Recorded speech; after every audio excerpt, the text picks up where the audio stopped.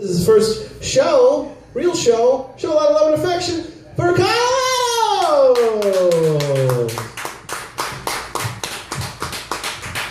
Thank you, Matt.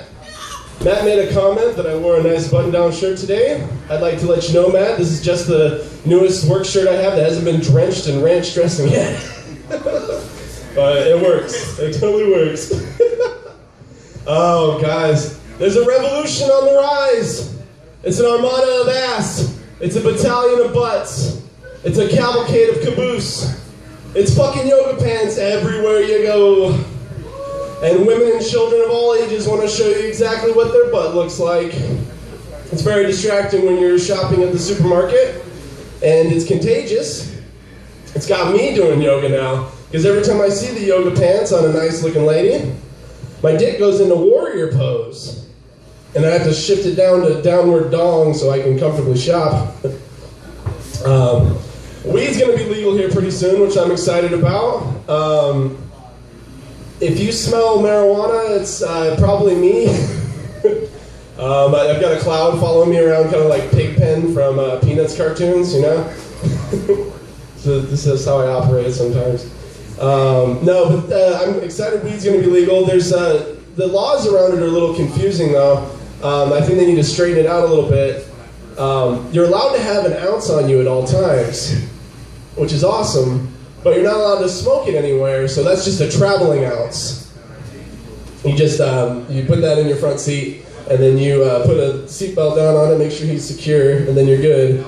But you can't pull it out, you can't smoke it, you can't do anything with it. You can have 8 ounces at home. Holy shit, that's a lot of weed. And you can grow 4 plants, and it's just amazing.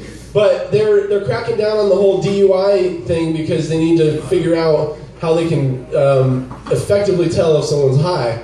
And I think that what they should do is the cops should come up to your car singing Pink Floyd, and if you finish the song, then you're high and you gotta go to jail. But I don't know, it's interesting. We'll have to see how it develops, but I'm excited for it. It's also strange to me, so the law goes into effect July 1st, and they're also enacting another law where you're not allowed to smoke cigarettes in a nature area or smoke anything, which makes sense, but at the same time it's like, where better to smoke pot than in the woods somewhere where you're not fucking with anybody? But that's just me. So I'd like to follow in the footsteps of my hero, Jim Morrison from The Doors. And I'd like to try to set the night on fire! But that's a lot to ask, Mr. Mojo Rising. I don't know if I can do that. Set the whole night on fire? I mean, maybe I can singe the night? Or lightly braise the night, maybe? I don't know. It's a tough call. It's a lot to ask of one man. I got some flack back when I was younger for having a Jim Morrison poster from my homophobic grandfather. And it's the poster where, you know, he's shirtless and he's just kind of like staring into your soul with his smoldery eyes. It's like, and my my grandpa said I was going to grow up to be a fag, which was his exact words. And it's funny, there's a lot of little instances like that where I realized that he was very racist and very homophobic, just piece of shit. And I had a little, you know, when Space Jam came out, they had this like Michael Jordan talking action figure, and I had that, and he saw that I was playing with that, and he's like, "Oh, you're gonna grow up to be a gay race mixer." And I was just like, "What the fuck?" And I was like 6 or 7 years old. I don't know what the hell he was talking about, and it just made me feel like shit for playing with a fucking toy. But my cousins were running around with things like these. I don't know if you guys can see this. This is a wrestling action figure, pretty common staple in a redneck household, especially in Florida. Running around with these in their mouths, you know, like. But this thing is, if you wouldn't have known anything about it, this is like the most homoerotic thing I've ever seen in my life. I mean, it's just got these giant pecs that jut out so you can like rub your thumbs on them. That feels good. He's got erect nipples, man. Ridiculous, tight lycra spandex pants. And they either have like bleach blonde hair or they got like a BDSM mask like this guy's sporting here. And it's just fucking ridiculous. Like, do you remember the old wrestling figures? They were made out of like used dildo rubber. It's fucking I mean, you know, and they're like, you know, don't be a fag, play with your wrestling toys. That's ridiculous. Homophobia, just, I don't understand it. I really don't. How does that affect your life? Like, someone being gay doesn't affect your life at all. It's so fucking stupid. You know, a lot of guys like to shout out like homophobic things because it's like, you're gay, fuck you. You know, when it's like a bunch of people around hanging out. I have a good example of that. I was in the back at work, and I go up to everybody at the break table. I was just talking to myself. I'm like, man, my throat really hurts. And my buddy comes around the corner and he just goes, shouldn't have been sucking all them dicks. And the only thing I could think of was to hit him with something way gayer and just be like, you know, you'd think when they come down my throat it would be soothing, but it just burns. But I don't know, there's a lot of weird shit like that. A lot of people like to throw those things out, and it doesn't help anybody. It's just rude. So I was looking for Modest Mouse tickets a while back when they came through, and the fucking tickets sold out immediately. And I was going through the M columns of all the shows that were coming to Portland, and one of them that was coming to town was called Menopause, the musical. And I was thinking to myself, really, you guys are going to make a fucking musical about anything, literally. What is Menopause, the musical? I'm cold, I'm hot, I don't know what I've got, it's menopause.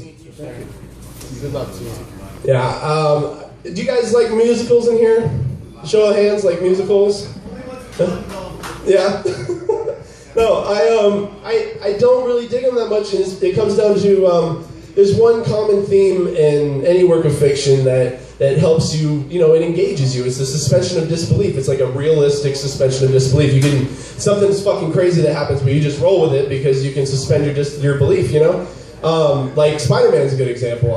Peter Parker is bit by a radioactive spider, and he grows little pubes on his fingers, and he can crawl on walls all of a sudden. Oh, fuck yeah, I'm into it. I'm watching the sequels, I'm buying the fucking video games, everything, I got it. Matthew McConaughey is shot into a black hole and he isn't ripped apart. I totally buy that. You know why? The score of Hans Zimmer. It's a fantastic movie and it's a fantastic score. But I'm along for the ride. Marty McFly knows this old man, Doc Brown, who has unlimited access to plutonium for some reason. And he has a very novelty car that he has designed to go back into time when it hits 88 miles per hour.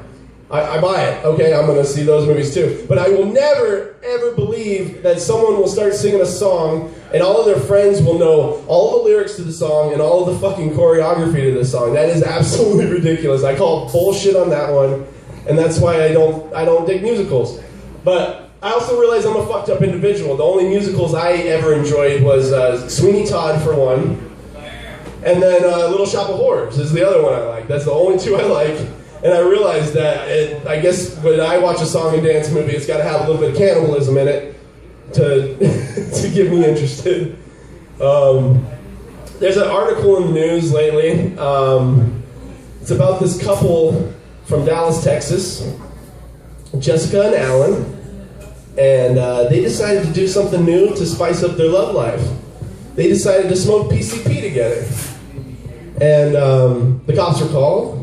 And the cops got a call of Alan screaming and Jessica barking in the background. And when the cops got there, they found Alan's penis on the ground. And they said that it looked like a dog's chew toy all chewed up. And apparently what happened was, he didn't remember exactly what had happened, but he tells them, he says, well, we just smoking PCP, and I pulled down my pants, and I went up to her, I say, what that mouth do, though? And apparently he said that, and right after he said that, she started barking like a dog and just started to eviscerate his fucking wiener.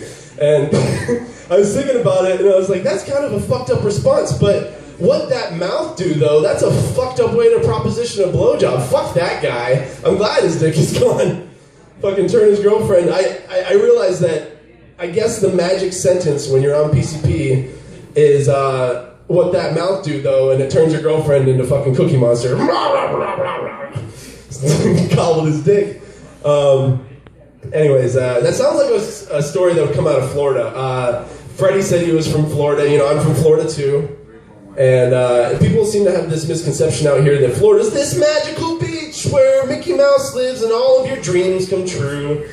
But it's more like a perpetually 90-degree peninsula covered in mold, and everything wants to eat you. Fucking snakes, bugs, alligators, rednecks. It's horrible. It's horrible.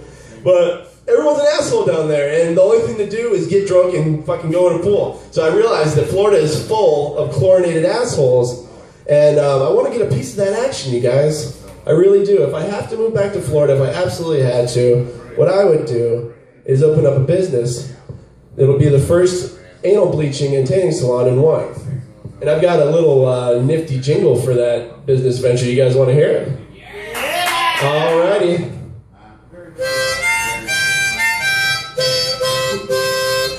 Come on down to Bleach Butthole Town. We'll turn your brown pots white and your white pots brown. I'm Kyle Adams, and this has been my show. Thank you very much. This has been my part of the show. Let me correct myself here. Get the fuck out of here with your luchador. This is my show.